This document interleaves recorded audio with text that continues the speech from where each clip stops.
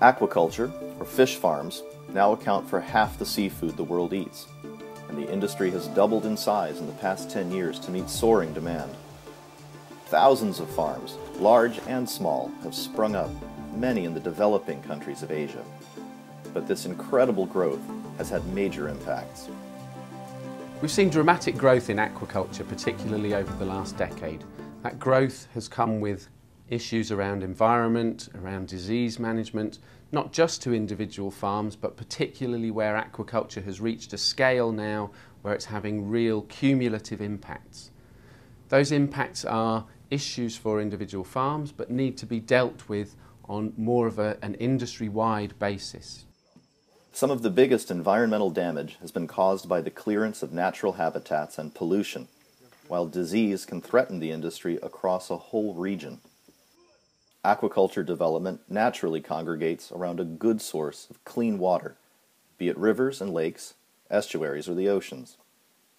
But often, the development of farms is haphazard, large ponds next to smaller ones.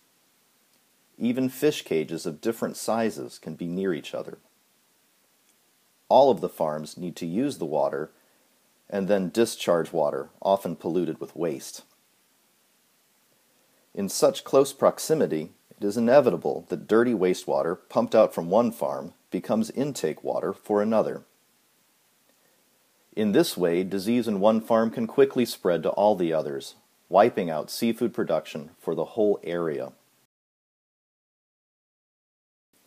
In an aquaculture improvement project, or AIP, all the farms in an area, a zone, work together to control disease, reduce or regulate waste and pollution, and jointly plan future development of the industry locally. When we're working with producers in a zone, we're not just talking about working with the big producers. We want to work with everybody, bringing in the smaller scale producers, because the smaller scale producers, of course, also can suffer from the disease risks, they have environmental impacts. So when we're looking at a zone, we're looking at all of the producers within there and wanting them all to come together and improve their practices in unison. Using this zone approach, Sustainable Fisheries Partnership, SFP, is now piloting aquaculture improvement projects in China, Indonesia, and Vietnam.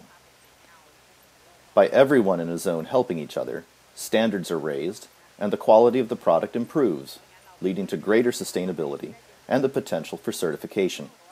If you want to establish a zonal aquaculture improvement project, then a key thing is really about building trust. The technical knowledge around aquaculture, there are many people who have that knowledge, who can be brought in as experts, who can assist with the whole process. The key thing that we're trying to do here is build trust amongst businesses, amongst neighbours who are competing in the market. But issues around disease management, around the reputation of an industry, around the environmental sustainability should be pre-competitive. It's about the strength, the well-being of an entire industry. The biggest problem with aquaculture is there is some certification at processing level, but very, very, very little at farm level. The majority of farms in the world are very, very small, family-run operations, and very difficult to work with them on a one-off basis. So the zonal approach is going to be extremely important for two reasons. One, to move them into using best practices, but at the same time, it's really the only way that we will be able to continue to grow our businesses in a responsible and profitable manner, with aquaculture really being the only growth avenue for our business. So very, very important that we start with the basics. The zonal approach is a great way to go after major portions of the aquaculture industry.